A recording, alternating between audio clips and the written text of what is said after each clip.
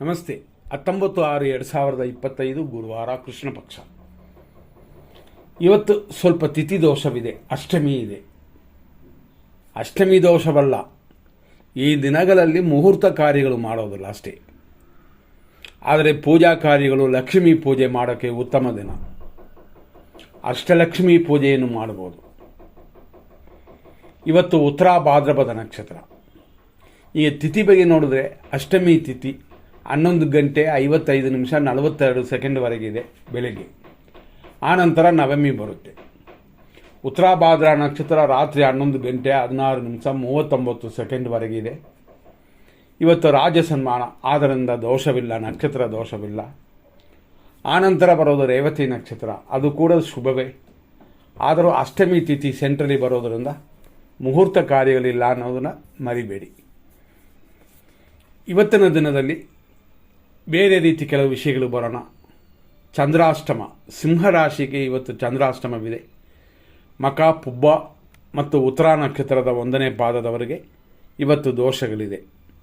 ಸ್ವಲ್ಪ ಗಮನ. ನಾವು ಹೇಳಿದಂಥ ಈ ಉತ್ತರ ಭಾದ್ರ ನಕ್ಷತ್ರ ಇವತ್ತು ಬರೋದು ಮಾನುಷೀಯ ಗಣ. ಆನಂತರ ಬರುವ ರೇವತಿ ನಕ್ಷತ್ರ ದೇವಗಣ. ಬೆಳಗ್ಗೆ 5:54 6:09 ಉತ್ತರ ಭಾದ್ರ ನಕ್ಷತ್ರ 1ನೇ ಪಾದ. ಆನಂತರ 11:53 2ನೇ ಪಾದ. 11:53 ಮೇಲೆ ಸಂಜೆ 5:36 ಉತ್ತರ ಭಾದ್ರ ನಕ್ಷತ್ರ 3ನೇ ಪಾದ. ಆನಂತರ 4ನೇ ಪಾದ ಬರುತ್ತದೆ. ಅಂದರೆ ಸಂಜೆ 5:36 ರಾತ್ರಿ 11:17 ಇಷ್ಟಕ್ಕೆ ಉತ್ತರ ಭಾದ್ರ ನಕ್ಷತ್ರ ಮೀನರಾಶಿ ಮುಗಿತದೆ. ಆನಂತರ ಪ್ರಾರಂಭ ಆಗೋದು ರೇವತಿ ನಕ್ಷತ್ರ, ಇದು ಮೀನರಾಶಿನೇ. ರೇವತಿ ನಕ್ಷತ್ರ ಬೆಳಗಿನ ಜಾವ 4:56 ಆನಂತರ ರೇವತಿ ನಕ್ಷತ್ರದ 2ನೇ ಪಾದ ಪ್ರಾರಂಭವಾಗಿ ನಾಳೆಯೂ ಇದೇ ರೇವತಿ ನಕ್ಷತ್ರವಿದೆ. ಅಂದರೆ 20ನೇ ತಾರೀಕು ರೇವತಿ ನಕ್ಷತ್ರವಿದೆ. ನಾಳೆ ವಾರ ಶುಕ್ರವಾರ, ಸಂಪತ್ತು ಉಂಟು. ಆದರೆ ಬೆಳಗ್ಗೆ 9:49 ಅಲ್ಲಿಯವರೆಗೂ ನವಮಿ. ಆ ನಂತರ ಶುಭವಾಗುತ್ತದೆ. ಹಂಗಾಗಿ 20ನೇ ತಾರೀಕು ಬೆಳಗ್ಗೆ ಹೆಚ್ಚು ಕಮ್ಮಿ 10 ಗಂಟೆ ಅಂತ ಇಟ್ಕೊಳ್ಳಿ, 9:50 ಅಂತ ಇಟ್ಕೊಳ್ಳಿ. ಆದರೆ ಹೆಚ್ಚು ಕಮ್ಮಿ ಅಂತಂದರೆ 10 ಗಂಟೆ ಅಂತ ಇಟ್ಕೊಳ್ಳಿ. 10 ಗಂಟೆಯ ಮೇಲೆ ನಾಳೆ ನಾವು ಕೊಡುವ ಒಳ್ಳೆಯ ಸಮಯದಲ್ಲಿ ನಿಮ್ಮ ಕಾರ್ಯಗಳನ್ನು ಮಾಡ್ಬೋದು. ಆದರೂ ಕರಗುವ ಚಂದ್ರ. ಏಕೆಂತಂದರೆ ನವಮಿ ಆದ ಮೇಲೆ ದಶಮಿ ಬರುತ್ತದೆ, 10ನೇ ದಿನವಾಗುತ್ತದೆ. 15ನೇ ದಿನದಲ್ಲಿ ಅಮಾವಾಸ್ಯೆ ಬರುತ್ತದೆ. ಆದ್ದರಿಂದ ನೋಡಿಕೊಂಡು ಕೆಲವು ಕಾರ್ಯಗಳನ್ನ ಮಾಡಿ. ಮತ್ತು ಇವತ್ತಿನ ವಿಷಯಕ್ಕೆ ಬರೋಣ. ಅಂದರೆ 19ನೇ ತಾರೀಕಿಗೆ 100% ಶುಭ ಸಮಯಗಳು, ಅಶುಭ ಸಮಯಗಳನ್ನ ನೋಡೋಣ. ಇದು ನಾವು ಹೇಳಿದ್ವಿ, ಅಷ್ಟಮಿ ಇದೆ, ನವಮಿ ಇದೆ, ಆದ್ದರಿಂದ ಮುಹೂರ್ತ ಕಾರ್ಯಗಳಿಲ್ಲ ಅಂತೀವಿ. ಆದರೂ ಆಸ್ಪತ್ರೆ ಕಾರ್ಯಗಳು, ಸರ್ಕಾರಿ ಕಾರ್ಯಗಳು, ಕೋರ್ಟ್ ಕೇಸು ಇಂಥದ್ದೆಲ್ಲ ಮಾಡ್ಬೋದು. ಅದರಲ್ಲೂ ಸೆಲೆಕ್ಷನ್ ಸಮಯ ಬೇಕು ಅಂತಂದರೆ 7:33 ಬೆಳಗ್ಗೆಯಿಂದ 9:30, 11:06 ಮಧ್ಯಾಹ್ನ 1:56, ಮಧ್ಯಾಹ್ನ 3:36 ಸಂಜೆ 6:22, ರಾತ್ರಿ 9:32 ಫುಲ್ ದಿನ ಶುಭವಾಗಿದೆ. ಈ ಸಮಯಗಳಲ್ಲಿ ನಿಮ್ಮ ಕಾರ್ಯಗಳನ್ನ ಪ್ರಾರಂಭ ಮಾಡಬಹುದು. ಏಕೆಂತಂದರೆ ನಾವು ಹೇಳಿದಂತೆ ಫಸ್ಟೇ ಉತ್ತರ ಭಾದ್ರ ಮತ್ತು ರೇವತಿ ನಕ್ಷತ್ರವಿದೆ. ಇವತ್ತಿನ ದಿನ ಅಶ್ವಿನಿ ನಕ್ಷತ್ರ ಮೇಷರಾಶಿಯವರಿಗೆ ಫಸ್ಟ್ ನೋಡೋಣ, ಆಮೇಲೆ ಎಲ್ಲ ನಕ್ಷತ್ರಗಳಿಗೂ. ಇವತ್ತಿನ ದಿನ ಪೂರ್ತಿ ಮಿತ್ರಧಾರೆ ಇದೆ, ಆದ್ದರಿಂದ ಶುಭಕರವಾಗಿದೆ. ಭರಣಿ ನಕ್ಷತ್ರ ಮೇಷರಾಶಿಯವರಿಗೆ ಇವತ್ತಿನ ದಿನದಲ್ಲಿ ಖಂಡಿತವಾಗಿ ಟೆನ್ಷನ್ ಇದೆ, ವ್ಯಯವಿದೆ, ಆದರೆ ಹೆಚ್ಚಿನ ತೊಂದರೆ ಏನೂ ಇಲ್ಲ. ಕೃತಿಕಾ ನಕ್ಷತ್ರ 1ನೇ ಪಾದ ಮೇಷರಾಶಿಯವರಿಗೆ ಅನುಕೂಲದ ತಾರೆ, ಸ್ವಲ್ಪ ವ್ಯಯ ಉಂಟು. ಕೃತಿಕಾ ನಕ್ಷತ್ರ ವೃಷಭ ರಾಶಿಯವರಿಗೆ ಅನುಕೂಲ, ಇಷ್ಟಾರ್ಥ ಸಿದ್ಧಿಯೆಲ್ಲ ಇದೆ.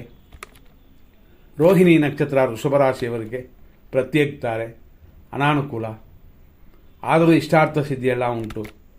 ಮೃಗಶೀರ್ಷ ನಕ್ಷತ್ರ ವೃಷಭ ರಾಶಿ, ಕ್ಷೇಮವು ಇಷ್ಟಾರ್ಥ ಸಿದ್ಧಿಯು, ಹಂಗಾಗಿ ಶುಭಕರವಾಗಿದೆ ಈ ದಿನ. ಮೃಗಶೀರ್ಷ ನಕ್ಷತ್ರ ಮಿಥುನ ರಾಶಿ, ಆರೋಗ್ಯವಿದೆ, ಕೆಲಸ ಕಾರ್ಯಗಳ ಅಭಿವೃದ್ಧಿಯೂ ಉಂಟಾಗುತ್ತದೆ. ನಂತರ ನೋಡುವಂಥದ್ದು ಆರುದ್ರ ನಕ್ಷತ್ರ ಮಿಥುನ ರಾಶಿ, ಖಂಡಿತವಾಗಿ ಏಟು ಗಾಯಗಳುಂಟು, ಆದ್ದರಿಂದ ಎಚ್ಚರವಾಗಿರಿ. ಜಾರುವ ಬೀಳುವ ದಿನವಿದು, ಗಮನ ಕೊಡಬೇಕು. ನಂತರ ನೋಡುವಂಥದ್ದು ಪುನರ್ವಸು ನಕ್ಷತ್ರ, ಮಿಥುನ ರಾಶಿ, 3 ಪಾದಗಳು. ಸಂಪತ್ತಿದೆ, ಕೆಲಸ ಕಾರ್ಯಗಳ ಅಭಿವೃದ್ಧಿಯೂ ಇದೆ. ಅದೇ ಥರ ಪುನರ್ವಸು ನಕ್ಷತ್ರ 4ನೇ ಪಾದ, ಕರ್ಕಾಟಕ ರಾಶಿಯಲ್ಲಿ ಹುಟ್ಟಿದವರಿಗೆ ಸಂಪತ್ತು ಉಂಟು. ಕಾರ್ಯಗಳಲ್ಲಿ ಸ್ವಲ್ಪ ಅಡೆತಡೆ ಇದೆ, ಅದನ್ನು ಮಾತ್ರ ಗಮನ ಕೊಡಿ. ಪುಷ್ಯ ನಕ್ಷತ್ರ, ಕರ್ಕಾಟಕ ರಾಶಿಯವರಿಗೆ ಜನ್ಮತಾರೆ ಇದು. ಪಕ್ಷಿ ಪ್ರಾಣಿಗಳಿಗೆ ಮೇವಾಕಿ ನಿಮ್ಮ ನಕ್ಷತ್ರವನ್ನು ಹೇಳಿ ಸ್ವಲ್ಪ ಪೂಜೆ ಮಾಡಿಕೊಳ್ಳಿ, ಅಥವಾ ಧ್ಯಾನ ಮಾಡುವಂಥದ್ದು ಕೂಡ ಉತ್ತಮವೇ. ಆಶ್ಲೇಷ ನಕ್ಷತ್ರ, ಕರ್ಕಾಟಕ ರಾಶಿ, ಪರಮ ಮಿತ್ರ ತಾರೆಯಾಗಿ ಕಾರ್ಯಗಳಲ್ಲಿ ಅಡೆತಡೆ ಸ್ವಲ್ಪ ಇದೆ. ಆದರೂ ಪರರಿಂದ ಎಲ್ಲ ದೋಷಗಳು ದೂರವಾಗುತ್ತದೆ. ಮಖ ನಕ್ಷತ್ರ, ಸಿಂಹರಾಶಿಯವರಿಗೆ ಮಿತ್ರಧಾರೆ, ಹಾಗಾಗಿ ಉಪಯೋಗ ಆಗುವಂಥ ದಿನವಿದು. ನಂತರ ನೋಡುವಂಥದ್ದು ಪುಬ್ಬ ನಕ್ಷತ್ರ, ಸಿಂಹರಾಶಿ, ಟೆನ್ಷನ್ ಇದೆ, ರೋಗವೃದ್ಧಿ ಇದೆ, ಶುಭ ದಿನವಾಗಿಲ್ಲ, ನೋಡಿಕೊಂಡು ಹೆಜ್ಜೆ ಇಡಬೇಕು. ಮೆಡಿಸಿನ್ ಡಾಕ್ಟರ ಪ್ರಿಸ್ಕ್ರಿಪ್ಷನ್ ಇಲ್ಲದೆ ತಗೋಬೇಡಿ. ಉತ್ತರ ನಕ್ಷತ್ರ, ಸಿಂಹರಾಶಿ, 1ನೇ ಪಾದ, ಅನುಕೂಲ, ಸ್ವಲ್ಪ ರೋಗವೃದ್ಧಿ. ಉತ್ತರ ನಕ್ಷತ್ರ, ಕನ್ಯಾ ರಾಶಿ, ಅನುಕೂಲವಿದೆ, ಸುಖವೂ ಕೂಡಿ ಬರುತ್ತದೆ. ಹಸ್ತ ನಕ್ಷತ್ರ, ಕನ್ಯಾ ರಾಶಿ, ಇವತ್ತು ಪ್ರತ್ಯೇಕ್ತಾರೆ, ಅಂದರೆ ನಮ್ಮ ಪರವಾಗಿ ಕಾರ್ಯಗಳು ಸಕ್ಸಸ್ ಆಗೋದು ಕಷ್ಟ ಅಂತ ಇರೋದರಿಂದ ಯೋಚನೆ ಮಾಡಿಕೊಳ್ಳಿ. ಚಿತ್ತಾ ನಕ್ಷತ್ರ, ಕನ್ಯಾ ರಾಶಿ, ಆರೋಗ್ಯ ಉಂಟು, ಸುಖವೂ ಇದೆ. ಚಿತ್ತಾ ನಕ್ಷತ್ರ, ತುಲಾರಾಶಿ, ಆರೋಗ್ಯ ಉಂಟು, ಶತ್ರುನಾಶವೂ ಇದೆ. ಸ್ವಾತಿ ನಕ್ಷತ್ರ, ತುಲಾರಾಶಿ, ವಿಪತ್ತು ಉಂಟು, ಶತ್ರುನಾಶವೂ ಇದೆ. ವಿಶಾಖ ನಕ್ಷತ್ರ, ತುಲಾರಾಶಿ, ಇದರಲ್ಲಿ ಸಂಪತ್ ಶತ್ರುನಾಶ ಅಂತ 2 ಬಂದಿರೋದ್ರಿಂದ ಓಕೆ, ಪರವಾಗಿಲ್ಲ ಅಂತ ಹೇಳ್ಬೋದು. ವಿಶಾಖ ನಕ್ಷತ್ರ, ವೃಶ್ಚಿಕ ರಾಶಿ ಅಂತಂದರೆ ಇದರಲ್ಲಿ ಖಂಡಿತವಾಗಿ ಸಂಪತ್ತು ಉಂಟು, ಸ್ವಲ್ಪ ಕಾರ್ಯ ವಿಘ್ನ.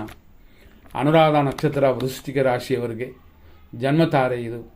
ಕಾರ್ಯ ವಿಘ್ನಗಳೆಲ್ಲ ಉಂಟು, ಸ್ವಲ್ಪ ಗಮನ ಕೊಡಿ. ಜ್ಯೇಷ್ಠ ನಕ್ಷತ್ರ, ವೃಶ್ಚಿಕ ರಾಶಿಯವರಿಗೆ ಪರಮ ಮಿತ್ರ ಧಾರೆಯಾಗಿದೆ, ಅಭಿವೃದ್ಧಿಯನ್ನು ಉಂಟು ಮಾಡುವ ದಿನವಿದು. ನೋಡ್ಕೊಂಡು ಮಾಡಿದರೆ ಸಕ್ಸಸ್ ಉಂಟು. ಮೂಲ ನಕ್ಷತ್ರ, ಧನುಸು ರಾಶಿ, ಖಂಡಿತವಾಗಿ ಮಿತ್ರಧಾರೆ, ಸ್ವಲ್ಪ ರೋಗ ಭಯ ಗಮನಿಸಿ. ಪೂರ್ವಾಷಾಢ ನಕ್ಷತ್ರ, ಧನುಸು ರಾಶಿ, ಟೆನ್ಷನ್ ಇದೆ, ರೋಗ ಭಯವೆಲ್ಲ ಉಂಟು, ಆದ್ದರಿಂದ ಆರೋಗ್ಯದ ಕಡೆ ಹೆಚ್ಚಾಗಿ ಗಮನ ಕೊಟ್ಕೊಳ್ಳಿ. ಉತ್ತರಾಷಾಢ ನಕ್ಷತ್ರ, ಧನುಸು ರಾಶಿ, ಅನುಕೂಲ, ರೋಗ ಭಯವೆಲ್ಲ ಇದೆ. ಇದೇ ಉತ್ತರಾಷಾಢ ನಕ್ಷತ್ರ 2, 3, 4ನೇ ಪಾದಗಳು ಮಕರ ರಾಶಿಯವರಿಗೆ ಇವತ್ತಿನ ದಿನದಲ್ಲಿ ಅನುಕೂಲವಿದೆ, ಲಾಭವೂ ಹೆಚ್ಚು ಉಂಟು, ಅದರ ಕೆಲಸಗಳನ್ನು ನೀವು ಮಾಡಬಹುದು. ಶ್ರವಣ ನಕ್ಷತ್ರ, ಮಕರ ರಾಶಿ, ಪ್ರತ್ಯೇಕ್ತಾರೆ, ಅನುಕೂಲವಿಲ್ಲದ ದಿನವಿದು. ಅನುಕೂಲಕರವಾಗಿ ಮಾಡಿಕೊಳ್ಳಿ, ಮಾತು ಸ್ವಲ್ಪ ಕಡಿಮೆ ಮಾಡಿಕೊಳ್ಳೋದು ಉತ್ತಮವೇ. ಧನಿಷ್ಠ ನಕ್ಷತ್ರ, ಮಕರ ರಾಶಿ, ಆರೋಗ್ಯ, ಲಾಭ 2 ಕೂಡಿ ಬಂದಿರುವಂಥ ದಿನವಿದು. ನಮ್ಮ ಕೆಲಸಗಳು ಬರೀ ಮಾತನ್ನಿರಬಾರ್ದು, ಕಾರ್ಯರೂಪದಲ್ಲಿ ತರಬೇಕಾಗ್ತದೆ. ಧನಿಷ್ಠ ನಕ್ಷತ್ರ, ಕುಂಭರಾಶಿ, ಆರೋಗ್ಯವಿದೆ, ಆದರೂ ಧನಹಾನಿ ಉಂಟು, ಹಣಕಾಸಿನ ವಿಷಯದಲ್ಲಿ ಎಚ್ಚರವಾಗಿಯೇ ಇರಬೇಕಾಗ್ತದೆ.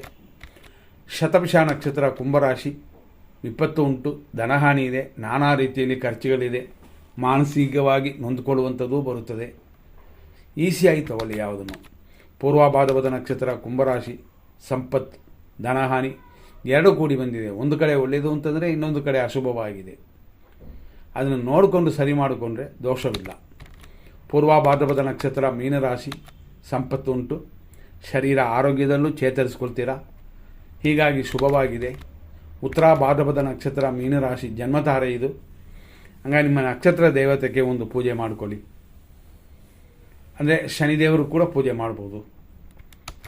ನಂತರ ರೇವತಿ ನಕ್ಷತ್ರ, ಮೀನರಾಶಿ, ಪರಮ ಮಿತ್ರಧಾರೆ, ಶರೀರ ಆರೋಗ್ಯ ಎಲ್ಲವೂ ಕೂಡಿ ಬಂದಿರುವಂಥ ದಿನವಿದು.